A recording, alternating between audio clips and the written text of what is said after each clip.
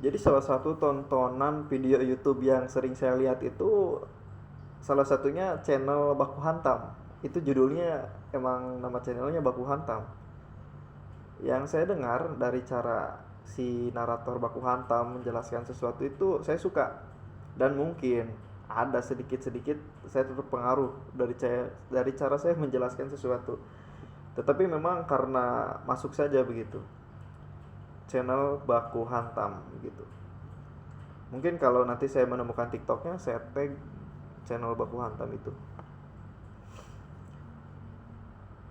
Masih di cara membuat model bisnis yang bisa bertahan lebih dari 10 tahun. Di nomor 8, pahami regulasi dan perubahan pasar.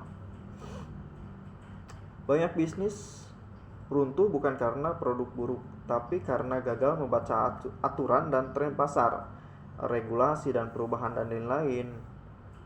Memantau regulasi industri, pajak dan perizinan itu sangat penting.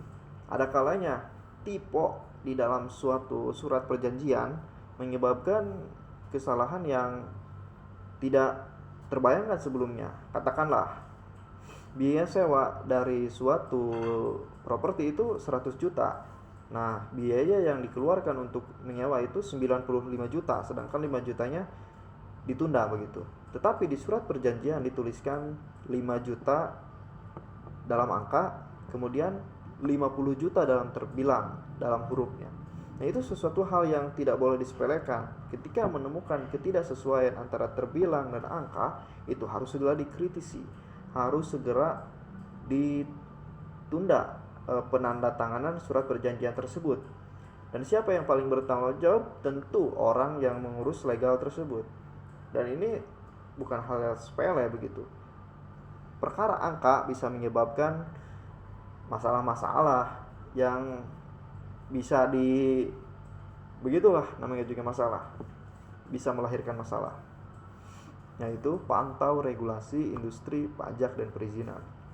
Kemudian juga bagaimana cara memahami regulasi dan perubahan pasar itu, ya lakukan riset pasar secara berkala.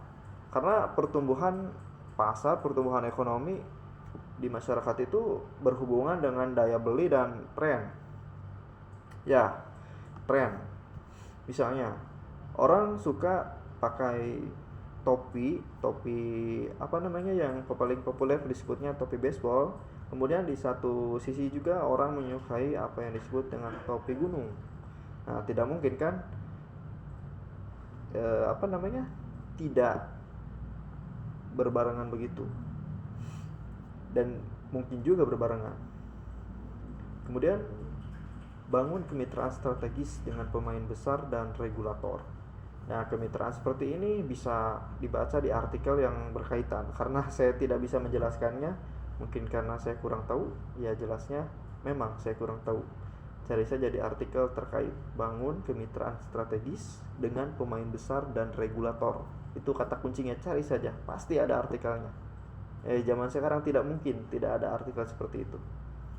Oke, itu adalah nomor 8. Paham regulasi dan perubahan pasar, tentang bagaimana cara membuat model bisnis yang bisa bertahan lebih dari 10 tahun.